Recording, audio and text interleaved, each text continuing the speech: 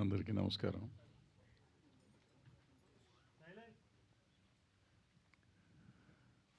రామోజీరావు గారు ఆనాడు ఈటీవీ పెట్టినప్పుడు కాదు, ఉషా కిరణ్ మూవీ స్థాపించినప్పుడు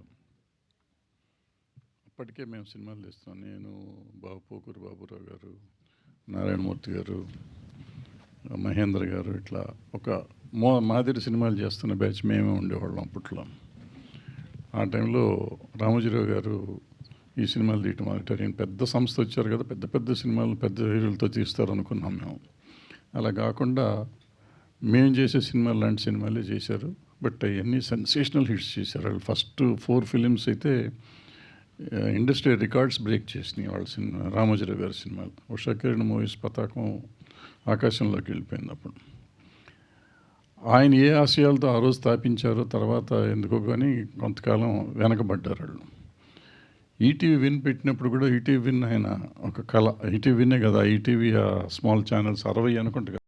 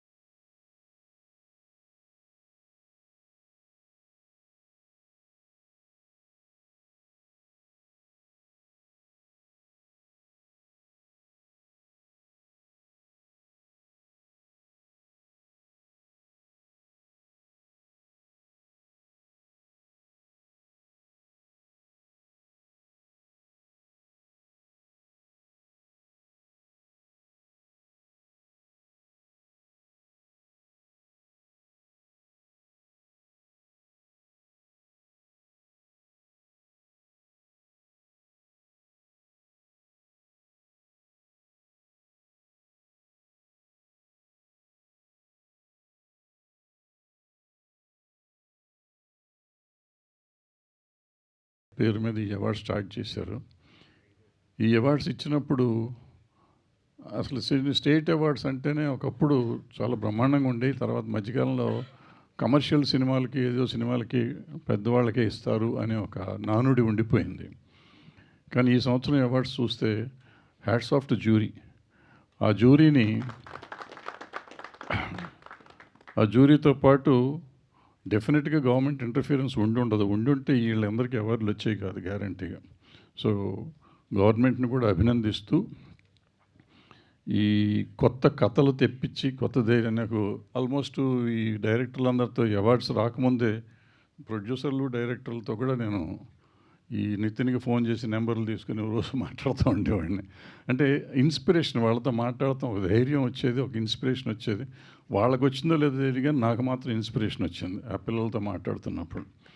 సో అందుకని ఇలాంటి సినిమాలు తీస్తున్న పిల్లలందరినీ ఎంకరేజ్ చేసిన ఈ పిల్లలు, వీళ్ళు కూడా పిల్లలే, పెద్దవాళ్ళుగా సాయికి నితిన్ ఇంకా పిల్లలే, ఇంకా పెద్దవాళ్ళు అయ్యామనుకుంటున్నారో తెలియదు నాకు. సో బాపినెట్ గారు ఎప్పుడూ ఉంటారు, ఆయన ఎప్పుడు సపోర్ట్ చేస్తూ ఉంటారు.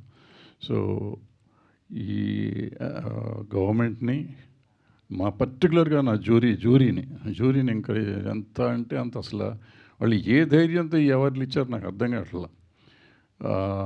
ఎప్పుడు ఎత్తుకుతూ ఉంటాం. నేనైతే పర్టికులర్గా ఎప్పుడు ఒక మైక్ పట్టుకుని ఎప్పుడు ఎవరిని తిడదామా అని ట్రై చేస్తూ ఉంటాను నేను. అటువంటిది కూర్చుని దిల్రాజు పక్కనే కూర్చున్నాను, నేను అనౌన్స్ చేస్తున్నంతసేపు లిస్ట్ చెక్ చేస్తున్నా, ఇప్పుడు ఏది ఈ అవార్డుకి తిడదాం, ఈ అవార్డుకి తిడతానికి ఛాన్స్ ఇవ్వలేదు ఆయన. అలా అద్భుతమైన అవార్డులు ఇచ్చారు. ఇది కాదు అంటానికి లేదు, అటువంటి అవార్డ్స్ ఇచ్చారు.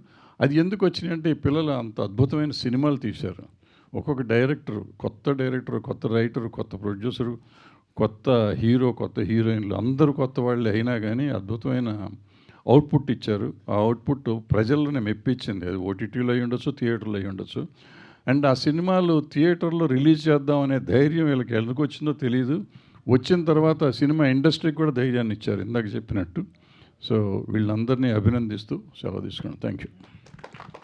థ్యాంక్ యూ భరద్వాజ్ గారు.